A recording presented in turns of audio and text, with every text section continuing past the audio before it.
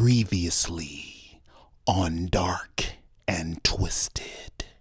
I killed your dog. You're next. A burning anger started to set in. That evil woman needed to pay for killing my Samantha, that cashier, and now Gio. If those goddamn cops wasn't going to do something about Mary, I will, I said to myself in anger and frustration. I told my Uncle James that I thought it would be best if I would leave for a little while, at least until Crazy Mary was caught, but he was against it. He said that he would leave instead. Then out the door he went. 6 hours had passed and he was still gone. I was starting to worry. I called the cops to tell them that he was missing, but they said it had only been 6 hours and thought I was just being paranoid. So I hopped in my car and went searching for him. After driving around for about an hour, there my car was, parked by the lake.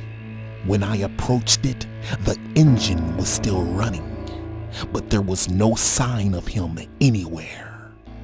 Then I heard a faint sound of a cell phone ringing from somewhere. I had discovered it was coming from the trunk. Tears started to flood my eyes, and flooding my thoughts were visions of his cold, lifeless, rotting corpse lying bloody in the trunk of my car. I opened the trunk. There it was, a cell phone lying there. I was relieved that it wasn't his corpse. Then who was calling? I said to myself. Hello, I said nervously. He's not dead.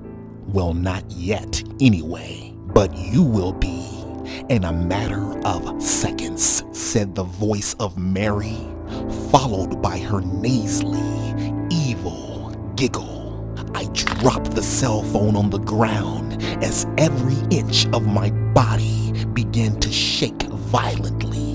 Then out of nowhere came a truck speeding towards me at full speed as the truck crashed into my car, causing it to burst into flames.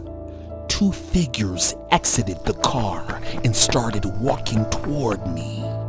I ran into the forest nearby to hide from them. I tried to use my cell phone, but there was no reception. I just knew I was going to die at that moment. Then all of a sudden, shots fired at me. I fell to the ground in pain. I had been hit. To be continued. My girlfriend wants to kill me. Part 5. I had been shot in my arm, and the pain was excruciating. I could hear the footsteps of the shooters shuffling through the grass and approaching me quickly. I had managed to hide from them in the tall weeds. Eventually, they gave up and left. I knew one of them had to be Mary, but who was the other one? I wondered in pain. Finally, I was able to raise myself onto my feet. I had noticed a cabin in the distance, so I started to limp my way toward it. But then I became weak due to the loss of blood. I had collapsed on the ground. When I finally opened my eyes, I was laying in an unfamiliar bed, in an unfamiliar environment, and no one was around except for the cat that sat on the ledge of the window, studying me intensely. All of a sudden, the door crept open, and there stood a dark figure. I could only see the silhouette of them, but I could tell that it was a woman. I was hoping and praying to dear God that it was not Mary, and it wasn't. It was a woman with a wet towel and bandages. "Who are you?" I said, my voice faint. "I'm Misty," she replied as she approached me majestically. She had told me that she found me collapsed and bleeding out front of her cabin. As she cleaned up my arm and bandaged it up, she told me that it was just a flesh wound. I asked her if she was a nurse. She said no, she was actually a private investigator. She asked me if I knew who had shot me, and I told her the entire story of Crazy Mary. She said that it didn't sound safe for me to go back to my Uncle James and that I should stay there for a couple of days.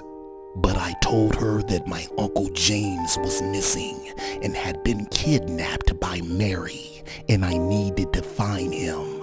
She told me to let the cops handle it, but I told her they were doing nothing to help me.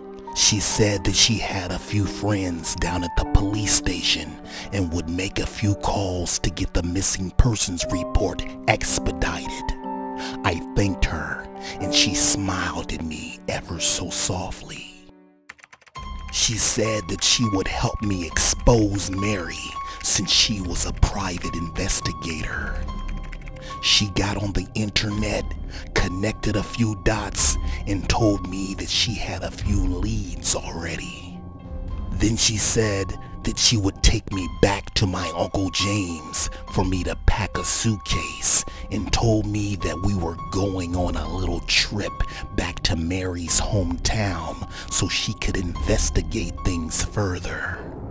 Suddenly, there were gunshots through the window as we both took a dive behind the sofa to escape the flying bullets and debris. I glanced out the window, and it was the same two people that had shot me. They then kicked down the door and started shooting at us. But then they soon ran out of bullets, and before they could reload, Misty grabbed my hand and led me out of the back door, where we hopped into her car and sped off into the distance. As we arrived back at my Uncle James, my emotions got the best of me. I started thinking about Samantha's eyes on the floor, Gio, and now my Uncle James was missing. So many bad memories there. I didn't know if I could ever return. One thing I did know is that I needed to find my Uncle James, and I needed to expose Mary for the evil, vicious, and murderous woman that she was. Misty told me to hurry because they were probably on our trail, and as soon as I opened the door to leave, "You're not going anywhere," said the face of Mary.